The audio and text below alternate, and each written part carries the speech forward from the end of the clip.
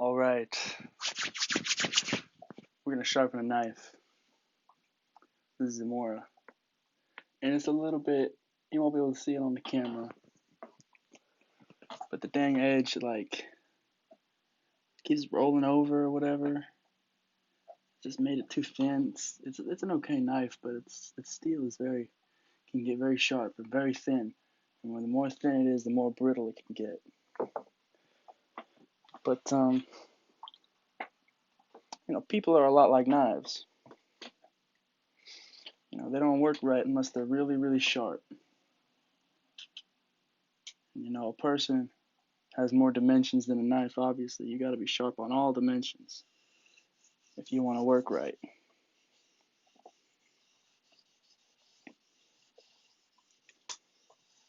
But that's how you do it. Just lay it down.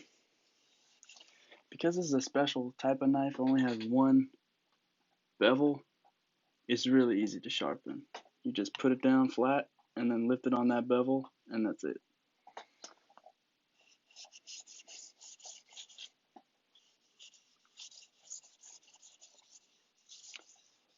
But yeah, you gotta take time in your life to sharpen all the areas that are dull. Or else you won't work right. So,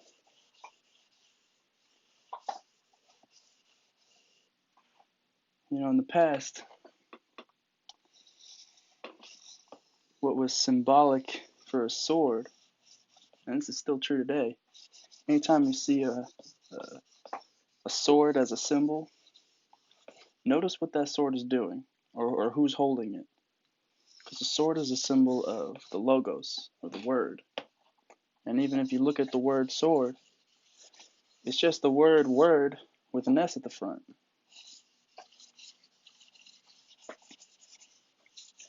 And the reason it associates the sword with the word is because it cuts through the illusion. It literally cuts through the illusion. You don't need to have any illusions in your life, and they only block you on your progress. The word is what organizes things. It's really the only capacity we have to try and convey thoughts and ideas. And everything that we have around us started as a thought.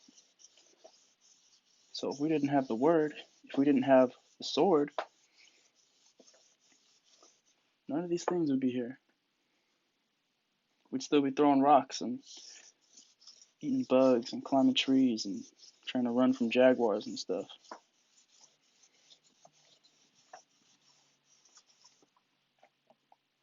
I'm using I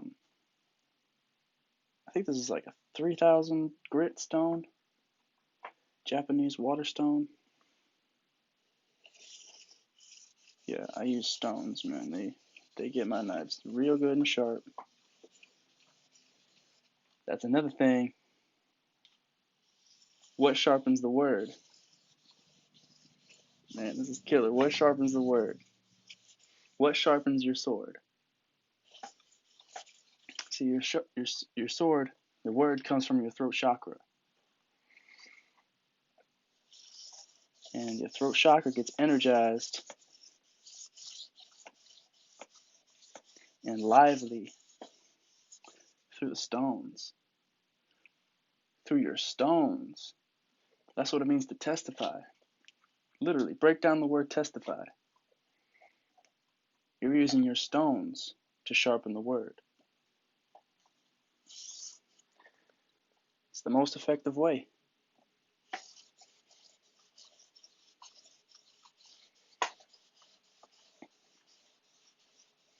That's why you get so much respect when you start holding on to your sexual energy. That's why you get more inspiration in life, too. It is creative energy, and it expresses itself through the word.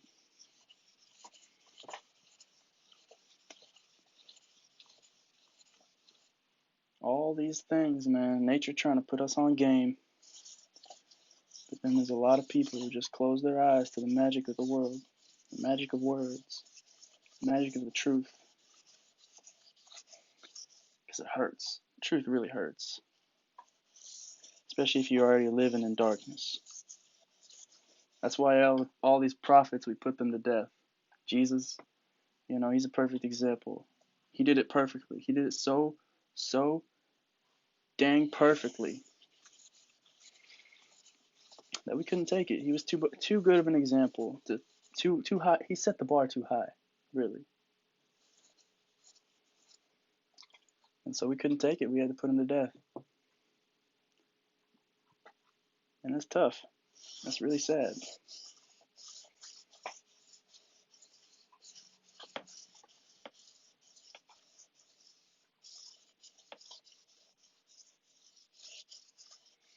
But that's the way of things, really. Christ didn't come by here to just be a hippie and walk around in robes and talk to prostitutes and stuff. He came by to set fire to this earth. And how he wished if already it be kindled.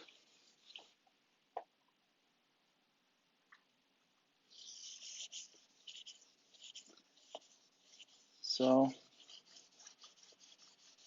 the way we strengthen and sharpen the word is through the stones. And then we have a sharp word that can cut through the illusions.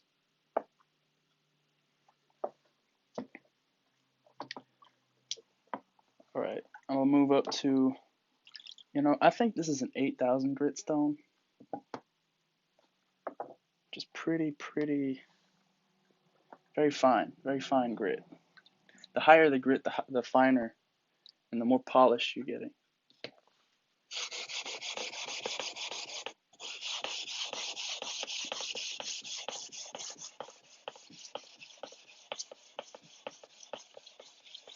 Got to make sure the stones are flat too. That's another thing. You got to chisel the stones to perfection, or else your knife's going to be kind of weird when you sharpen it. This is also a symbol of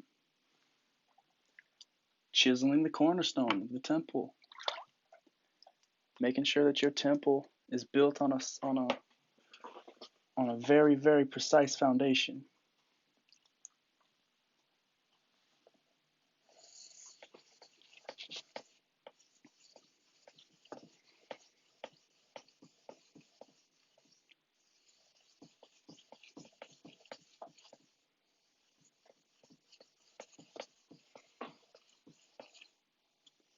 The cornerstone of the temple has become the capstone, right?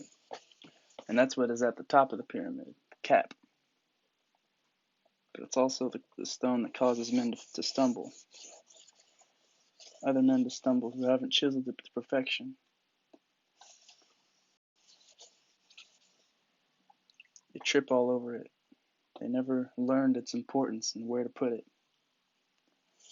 Because it doesn't really belong at the top, it belongs at the foundation.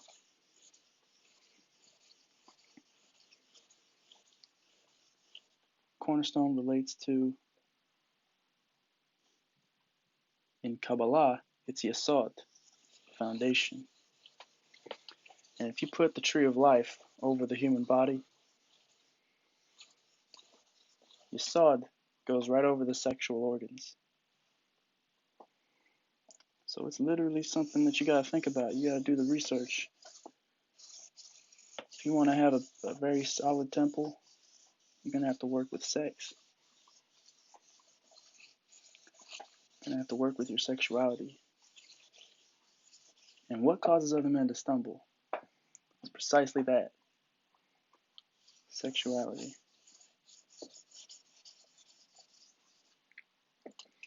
It's the number one block on a spiritual path. That's why people end up having all types of theories and such about spirituality with no experience for themselves. Because they neglect how important it is to work with the stones to build the temple. Modern humanity made their bricks out of out of mud and use slime for mortar, which are sexual metaphors.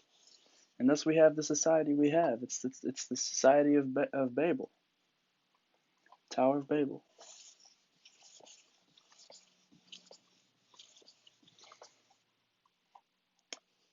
And we tried to do it because we wanted to make a name for ourselves.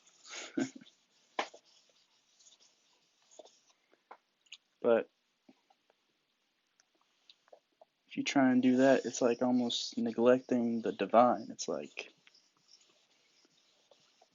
trying to think that you have a right to rule over the divine. And you'll fall every time. Every time you want to build your throne above God's, it's going to be a disaster. And the higher you go, the farther you go, you have to fall. You have to start from scratch. So the more detrimental it is to work with the stones.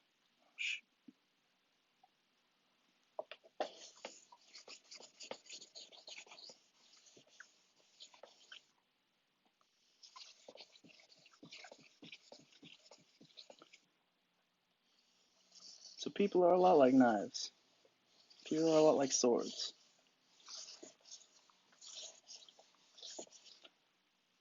They just do not work right unless they're sharp.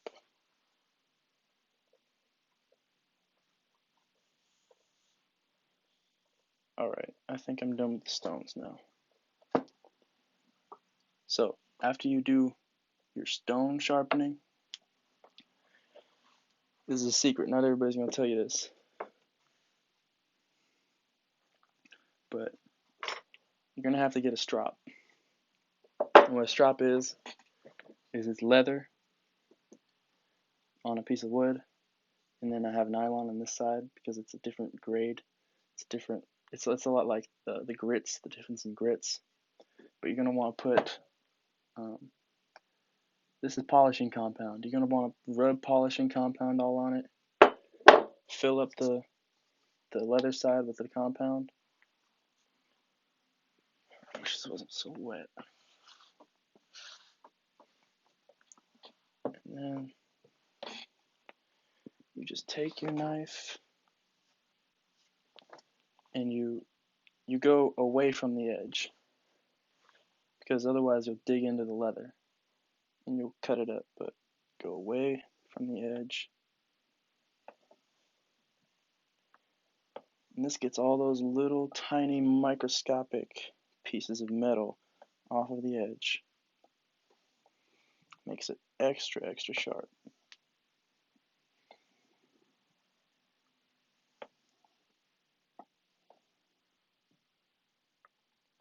You go as long as you want, as many times as you want. Depends on how sharp you want your knife to be. And the more sharp your knife is, the more useful it is. But a knife has to be, it can't just be sharp. It has to have a good steel. It has to have a good temper, which also relates to what a human should be. If we're so quick-tempered and very quickly angered, if you're a knife and you don't have a good temper, you put it in something tough and it breaks immediately. Or you put it through something tough and it goes dull immediately. So people have to work on their anger, because otherwise you're also ineffective.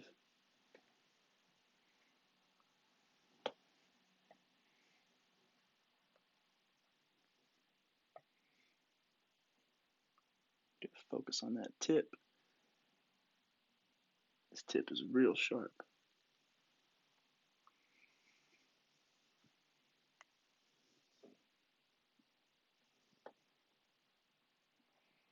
Now these are the easiest knives to sharpen, really. It's no feat to make one of these sharp. They're so easy to make sharp. They only have one bevel. It's hard to miss.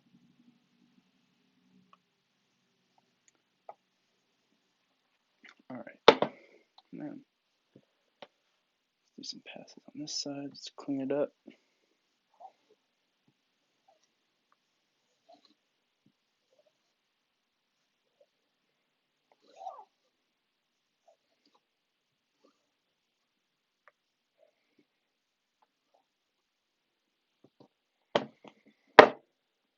Okay. Hopefully you can see that. It's very sharp. This paper is a lot thinner than normal paper, so it's a lot harder to demonstrate.